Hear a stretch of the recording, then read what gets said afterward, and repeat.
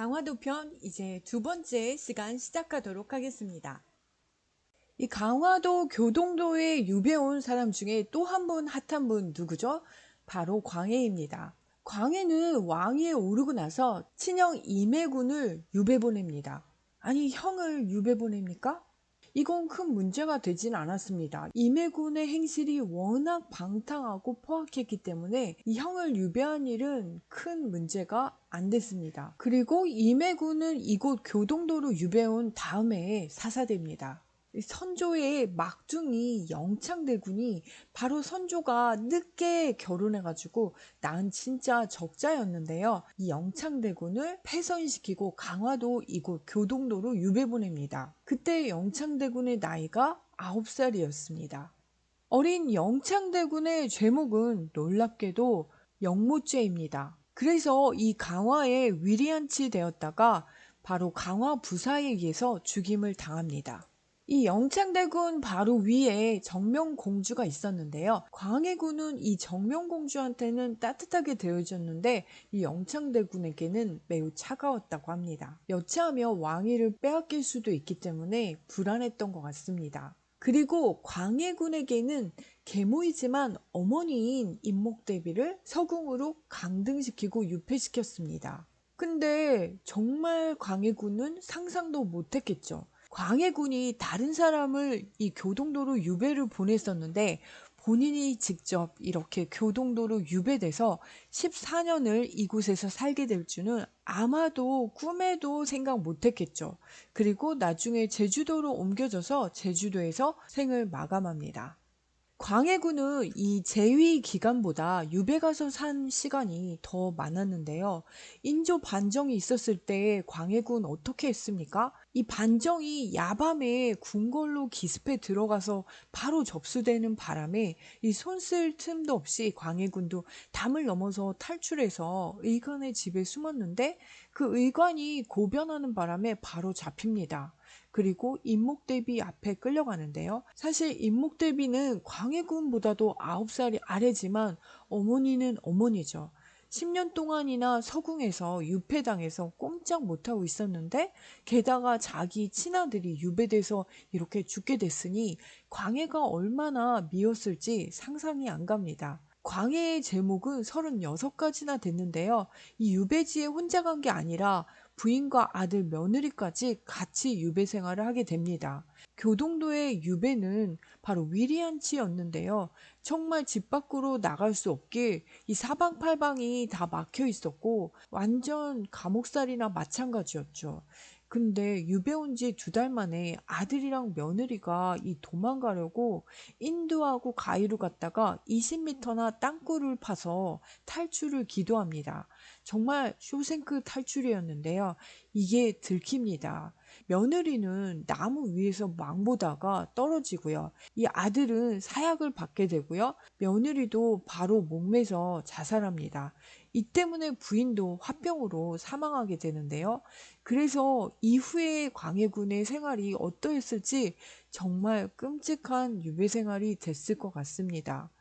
죽지도 않고 67세의 나이까지 유배 생활을 했으니까 그 시간이 오히려 더 지옥 같았을 것 같습니다. 다음 인물은 강화도령 철종입니다. 아니 철종은 강화도에서 농사짓던 청년이었는데요.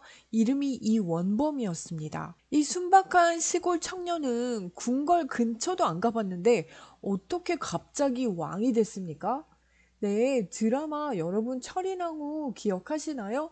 이 철인왕후에 나오는 철종과 철종 부인 철인왕후의 이야기가 드라마로 TV에 나왔었죠. 이 강화도에서 농사짓던 이 순박한 청년이 어떻게 임금이 되었는지 지금부터 알아보도록 하겠습니다. 네, 지금 사진에서 보시는 것처럼 정조 때부터요. 그 다음 왕들이 다 일찍 돌아가시면서 이 철종까지 오게 되는데요. 정조도 일을 꽤 많이 하고 건강을 제대로 돌보지 않아서 사망하는데요. 그 아들 순조가 11살에 즉위합니다. 아니 11살 꼬맹이가 무슨 정치를 합니까? 그래서 정순왕후가 수렴청정을 했었는데요. 순조가 나이가 들면서 아들을 낳았는데 그 아들이 바로 박보검입니다. 효명세자예요. 근데 이 효명세자 정말 똑똑하고 잘생긴 왕으로도 유명한데요. 이 21살에 또 급서를 합니다. 이 3년간 대리청정을 하면서 이 세도 정치를 좀 억제하고 왕권을 회복하려고 굉장히 노력했는데 이 젊은 왕이 안타깝게도 또 세상을 뜹니다. 그래서 이 순조가 대리청정했었는데 다시 정사를 맡게 되고요. 그리고 이 순조가 죽고 나서 효명세자의 아들이 있었습니다. 이 아들이 헌종인데요. 8살 어린 나이입니다. 8살 어린 나이에 왕이 돼서 조선 왕조에서 가장 어린 나이에 왕이 된 왕이 바로 헌종입니다. 근데 진짜 안타깝게도 헌종도 이 23세 이 젊은 나이에 후사도 없이 세상을 뜹니다. 이제 남아있는 왕족이 없습니다. 완전 씨가 말랐어요. 그래서 이제 어떻게 이리저리 찾아보니까 강화에 살고 있는 먼 친척인 이원범을 찾게 된 거죠. 이 대왕대비였던 순원왕후가 이미 직감을 하고 있었는지 이원범을 바로 지명하고 결재가 바로 납니다. 당시에 어린 나이에 왕들이 이렇게 왕위에 올랐기 때문에 정치는 누가 합니까? 네, 여기서부터 세도 정치가 시작되죠. 지금 사진에서 보시는 것처럼 순조비가 누굽니까? 정조의 며느리죠. 여기서부터 이제 보시면 김조순의 딸, 김조근의 딸, 김문근의 딸 누굽니까? 다 바로 안동 김씨 세도 정치가들의 딸들이죠. 이 왕은 허수아비 같은 왕들이었고요. 특히 철종도 그랬기 때문에 강화에서 왕으로 추대될 수 있었는데요.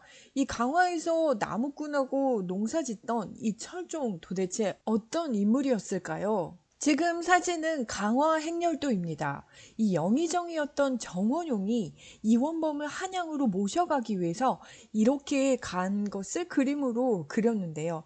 조선인 신하들과 이 수백의 군사들이 임금을 맞으러 이렇게 갔던 것을 그림으로 그린 것입니다. 이 강화 시골에서 일자무식에 농사 짓던 이원범이 임금으로 변신하는 조선 역사상 아마 가장 희한한 광경이 이 장면이 아니었을까 생각합니다.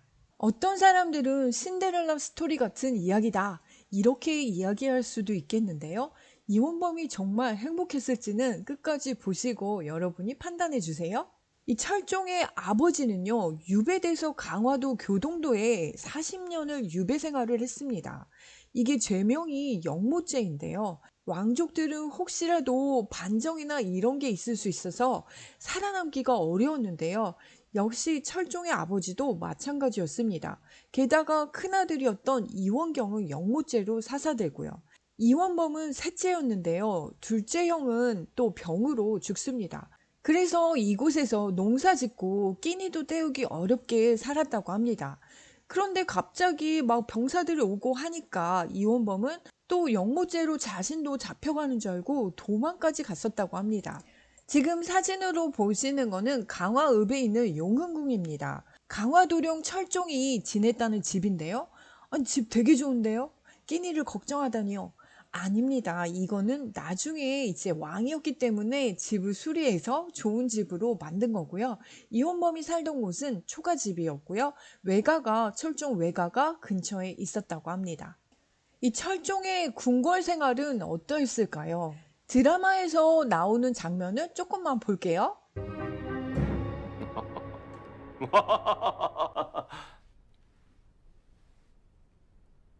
촉구합니다. 조정이 이리 갈라져 물고 뜯어서야 무슨 일이 되겠습니까?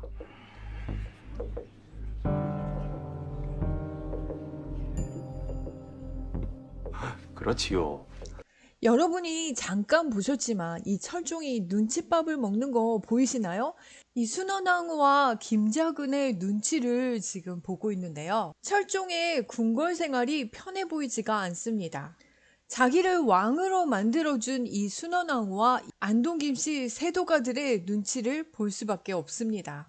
순원왕후는 철종이 글도 제대로 모르기 때문에 이렇게 뒤에서 수렴청정했습니다.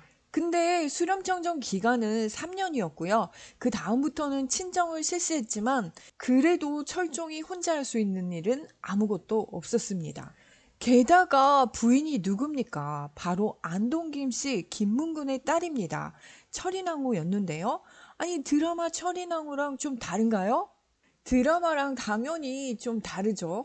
이 철인왕후는 이 순원왕후와는 친척이었잖아요. 그리고 안동 김씨 집안이었는데 이 정치에는 관여하지 않았다고 합니다. 그리고 대왕 대비, 왕 대비, 대비 이 3대의 시어머니들을 다 잘 모신 걸로 유명하고요. 15살에 철종과 결혼해서 왕비가 됐는데 철종과는 이 싸우거나 한 기록이 없어서 트러블이 없었던 것으로 보입니다. 게다가 이 철종이 강화도에서 먹었던 이 막걸리를 그리워하자 이 철인왕후가 친정에 부탁해서 막걸리를 구해온 적도 있고요. 둘 사이에 아들을 낳습니다. 근데 안타깝게도 7개월 만에 이 귀한 아들이 사망하고 맙니다. 그럼 철종이 왕이 되고 제대로 일을 한 거 하나도 없나요? 이 철종이 왕이 되고 나서부터요, 조정의 주요 관직들은 다 이 안동김씨 가문으로 다 도배가 됩니다. 철종이 수렴청정이 끝나고 이제 본격적으로 정치를 시작했지만 이 세도 정치 아래에서 할 수 있는 일이 아무것도 없었고요. 이 삼정이 문란해지고 백성들은 최악의 상황에 놓이게 됩니다. 각종 질병도 있었고요. 그래서 철종은 이 삼정의 문란을 해결하기 위해서 삼정이정청을 설치하기는 하는데 의욕적으로 시작했지만 3개월 만에 이 세도가들의 반발로 흐지부지 되었습니다. 아니 그러면 백성들의 생활은 어땠습니까? 오죽해야 밀란이 일어나기 시작했겠습니까? 진주 밀란을 시작으로 해서요 30번이 넘게 밀란이 일어납니다. 백성들이 참다 들고 일어난 거죠. 부정부패도 심했고요. 그런데 결국은 주동자들은 차명만 처하고 끝이 나고요. 근본적인 문제는 전혀 해결이 되지 못합니다. 그래서 이 아무런 실권도 없는 이 철종은 허탈감에 빠져버리고요. 게다가 이 궁중 예법에도 질려버립니다. 이 여색과 술로 나머지 생을 방탕하게 사는데요. 33살로 생을 마감합니다. 이 중전과 후궁이 7명 있었는데요. 아들, 딸, 5남 6녀를 두지만 다 어릴 적 죽고요. 공주 하나만 남게 되는데 그 공주가 나중에 박영효랑 결혼했지만 이 3개월 만에 14살의 나이로 요절합니다. 그런데 철종한테는 강화도에 있을 때 좋아하는 첫사랑 여인이 있었다고 하던데 첫사랑이랑은 어떻게 되었습니까? 네, 그 첫사랑 여인은 봉이라고 하는데요. 이 천민 출신이었고 사실 철종과는 혼인을 약속한 그런 깊은 사이였습니다. 근데 철종이 갑자기 왕위에 오르면서 봉이를 왕비로 맞이할 수는 없었어요. 이 봉이가 그리워서 나중에 후궁으로 봉이를 불러줄 것을 매번 요구했지만 이 안동 김씨 세력가들이 봉이를 독살했습니다. 그래서 두 사람의 사랑은 이루어질 수 없었고요. 이 강화도에서는 둘이 만나러 가던 길이 있었는데 이 강화도령의 첫사랑 둘레길이라고 지금 그 길이 만들어져 있습니다. 하루아침에 농사꾼에서 왕이 됐지만 철종의 인생은 그렇게 편해 보이지 않았고요. 행복해 보이지 않았습니다. 철종이 이렇게 또 후사가 없이 일찍 죽었기 때문에 그러면 그 다음 왕은 누구입니까? 네, 여러분 이제 잘 아시죠? 흥선대원군과 고종이 여기서 나오고요. 고종왕입니다. 그리고 그 고종왕 때 강화도에서는 또 병인양요, 신미양요가 일어납니다. 이 시기는 조선시대 격변의 시대인데요. 어떻게 해서 병인양요 일어났는지 한번 알아볼게요. 고종 3년 때인데요. 흥선대원군의 기세가 살아있던 때였는데요. 이 시기는 조선뿐만 아니라 청나라에서도 격변의 시기였는데요. 당시에는 제2의 아편전쟁으로 이 청나라가 힘을 못 쓰게 됩니다. 그리고 프랑스와 영국이 이 청나라에 주둔해서 권리를 챙기고 있었고요. 러시아한테도 연해주를 넘겨줘서 두만강을 사이로 러시아와 국경이 맞붙게 됩니다. 그리고 러시아도 수시로 두만강으로 내려왔기 때문에 흥선대원군은 프랑스 선교사들에게 도와달라고 했었는데 프랑스 선교사들은 정치 일에는 관여하지 않겠다 라고 했는데 그 이후에 대대적인 천주교 박해가 일어나죠. 이게 바로 병인 박해인데 이 병인 양요의 발단이 된 것이 바로 이 사건입니다. 당시 조선의 천주교 신자들이 굉장히 많이 죽었고요. 프랑스인 신부 중에 12명 중에서 9명이 죽었고 조선인과 함께 하겠다고 이 비장하게 죽음을 맞습니다. 그리고 신부 3명은 중국으로 도망쳤는데 그 중에 한 분이 바로 리델 신부인데요.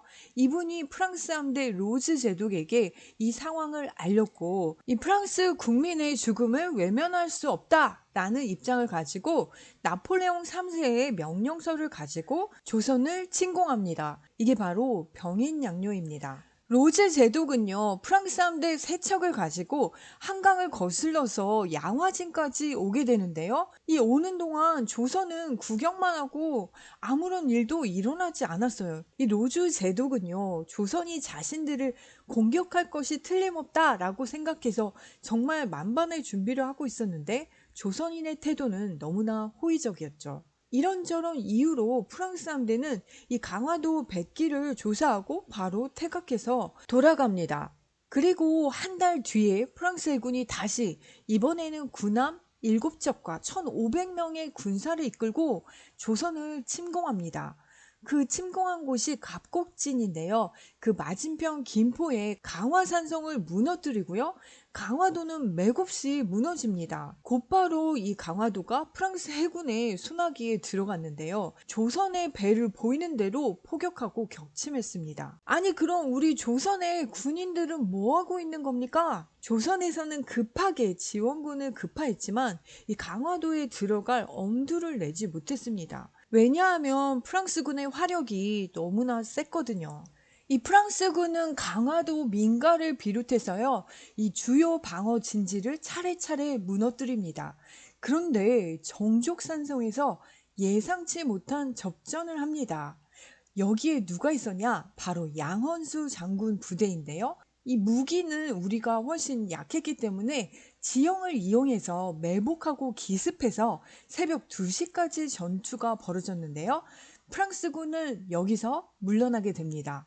이 조선군을 너무나 얕잡아 봤기 때문에 대포도 안 가져왔고요. 너무나 그동안 손쉽게 승리했기 때문에 자만해서 이 당나귀에다 술과 음식을 잔뜩 싣고 이 피크닉 가듯 정족산성에 진입했다고 합니다. 정족산성을 바로 지나가면 양원수 승전비를 볼 수가 있습니다.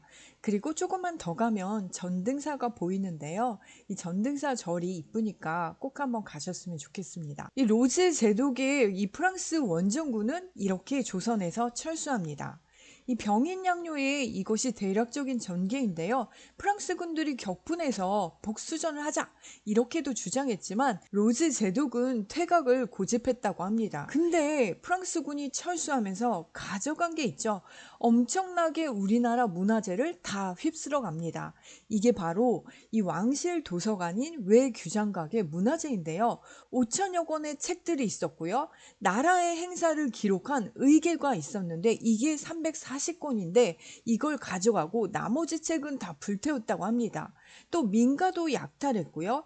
은계를 19상자나 훔쳐갔다고 합니다. 그래서 왜 규장각 의계 그 뒤로 어디로 갔습니까? 프랑스 국립도서관 베르사유 분관 폐지 창고에다 이것이 버려지듯이 방치된 것을 나중에 이거 찾아낸 사람이 누굽니까? 전에 팔만대장경 할 때 제가 박병선 씨를 얘기했었잖아요. 이 박병선 씨가 거기서 중국책으로 분류돼 있던 이 책들을 찾아서 세상에 알리죠. 근데 프랑스에서는 돌려주지는 않고요. 5년마다 갱신해서 대여하는 형태로 지금 우리나라에 있습니다. 그리고 2007년에 유네스코 세계 기록문화유산으로 지정돼 있습니다. 리델 신부는 이 프랑스 함대가 이렇게 철수하는 것을 야반 도주라고 표현하면서 격분했고요. 그리고 이 리델 신부가 5년 후에 신미양요 때는 이 미국군의 안내인 역할로 또다시 강화도에 등장합니다. 그리고 그때 조선에서 달아났던 패롱 신부는요. 이 남영군 묘, 예산군의 남영군 묘 우리 배웠었죠. 이 오페르트 일행의 통역 겸 안내인으로 모습을 다시 드러냅니다. 이제 신미양요 미국이 쳐들어오는데요. 어떻게 시작된 전쟁인지 알아보도록 할게요. 이 병인양요가 있던 그 해에 대동강을 거슬러서 이 평양까지 올라온 배가 한 척 있었는데요. 바로 제너럴 셔먼호입니다. 이 배가 나타나서 통상을 하자고 했는데 우리나라가 거절하니까 이 행패를 부려서 이 평양 관민들이 이 상선을 불태워버립니다. 그리고 선원들을 처형한 사건이 있는데요. 이게 바로 제너럴 셔먼호 사건입니다. 결국 신미양요의 원인이 되었습니다. 미국은 다시 몇 년 뒤에 조선에 왔습니다. 그리고 통상을 또 요구했는데요. 조선의 답은 이 만들어낼 물건도 없고 팔 물건도 없으니까 장사 안 한다 였습니다. 고종이 당시 영의정 김병학에게 물어봤는데요. 야, 미국이란 나라는 도대체 어떤 나라냐? 이렇게 이야기하니까 해적과 다름없는 그런 사람들이다. 그래서 오랑캐와 통교할 수 없는 일이다. 이렇게 해서 통상을 거부합니다. 그래서 미국은 원정대를 편성해서 일본 나가사키에서 출항해서 이 강화도 손돌목까지 접근해서 바로 포격을 하고 교전이 시작됩니다. 이 직후에 대원군이 미군에게 편지를 보냈는데요. 이게 좀 황당합니다. 동방이나 서방이나 각자 정치 잘하고 백성들 화목하게 이렇게 살아가면서 서로 침략하고 약탈하는 일이 없도록 하자. 그러면서 음식물까지 같이 보냈습니다. 미국에서도 답변을 보냈는데요. 협상할 의지가 없다고 생각했고 이쪽 조선에서 먼저 포를 쏜 것이 잘못이다. 이렇게 이야기하면서 음식도 돌려보냈습니다. 그리고 3, 4일 내에 협상할 의사가 없으면 우리가 하는 대로 하겠다. 이 대원군은 미군의 도발을 들은 척도 안 했습니다. 그래서 전쟁이 시작됐는데요. 이 덕진진, 초지진 여기를 점령하고 광성보까지 공격하게 됩니다. 결과는요, 조선의 대참패입니다. 미스터 선샤인에 나온 이 신미양요 전투씬 한번 보도록 하겠습니다. 이병헌의 나레이션도 같이 들어보세요.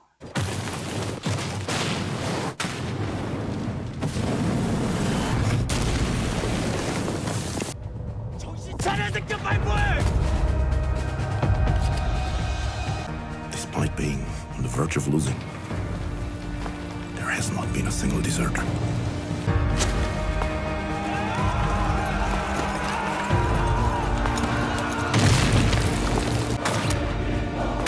Even though being cornered by the overwhelming military power of our forces, the enemies keep getting back up.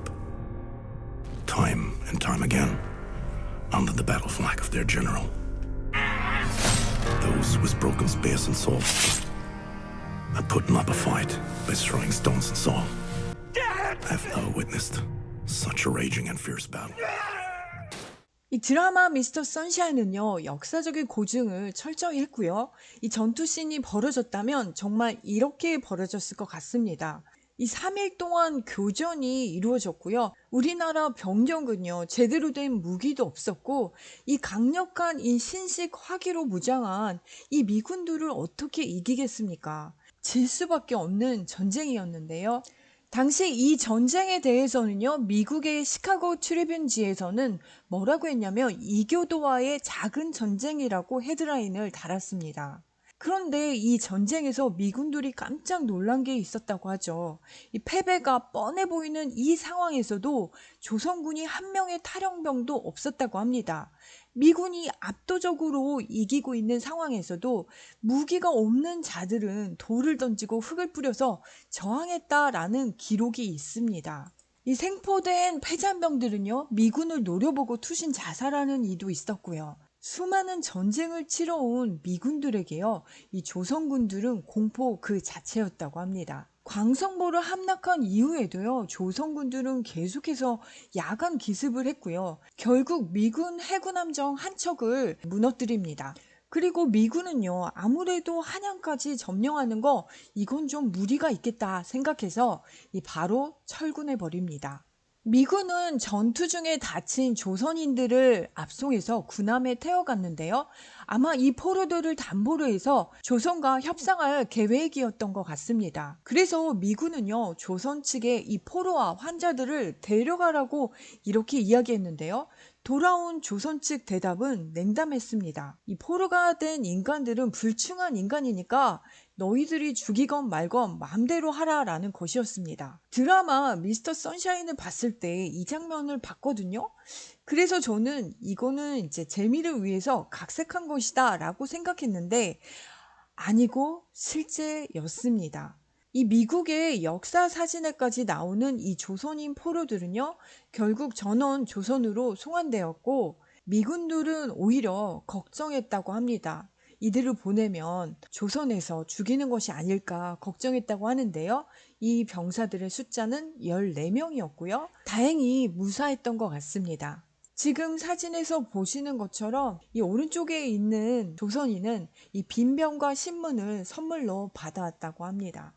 할 얘기가 너무 많지만 시간이 없어서 이렇게 이번 학기 마무리하겠습니다. 한 학기 동안 여러분 정말 수고 많았습니다. 감사합니다. 말로 그대가 재미없